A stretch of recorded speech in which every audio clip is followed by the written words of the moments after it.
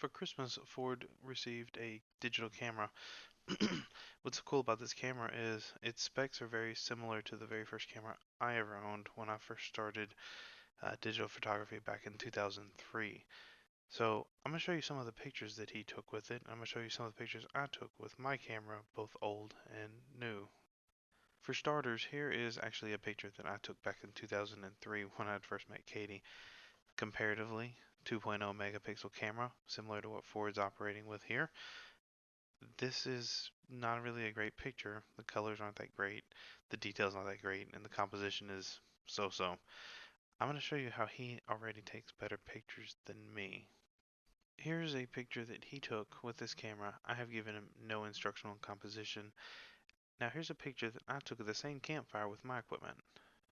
And you'll see that while the composition is pretty similar, both of them are acceptable. I mean, the only difference is the colors on mine are better because my camera is thousands of dollars cheap and more expensive than his camera.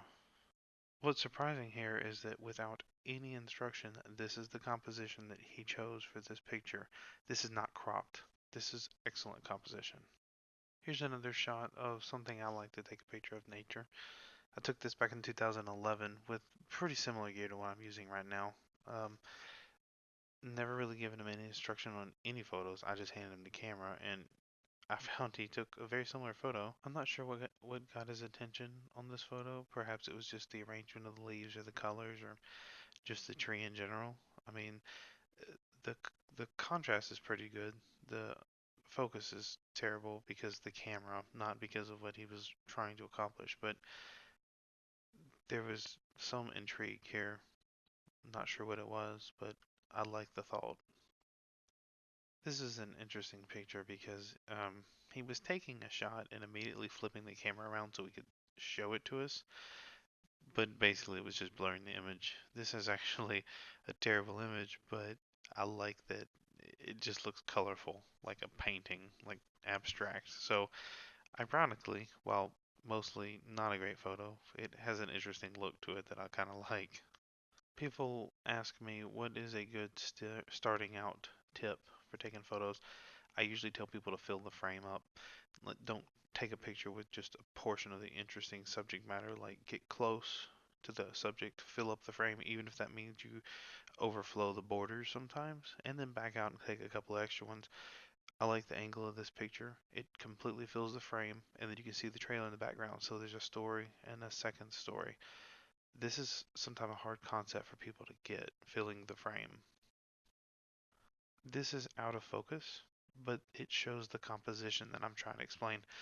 Not only is he doing a great job of filling the frame and even overrunning the frame a little bit, but he's even applying the rule of thirds, which, if you are familiar with photography or not, it adds an interest to the image by not just having it dead center.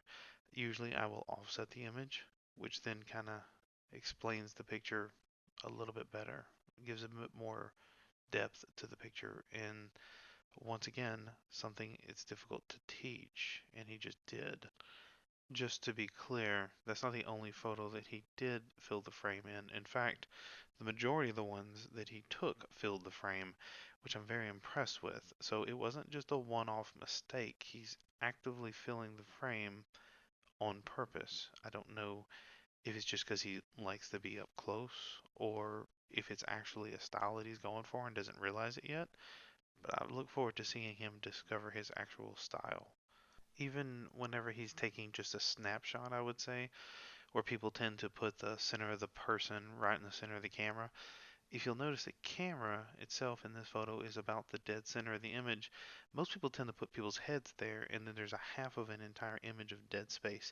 In this case, he focused on the camera, which then put maybe a third of the top of the image dead space. So even when he didn't fill the frame completely, he still did a better job than the average person taking a snapshot. Anyways, I just wanted to share this short video with you guys to show you kind of what progress that he's made as far as very short order.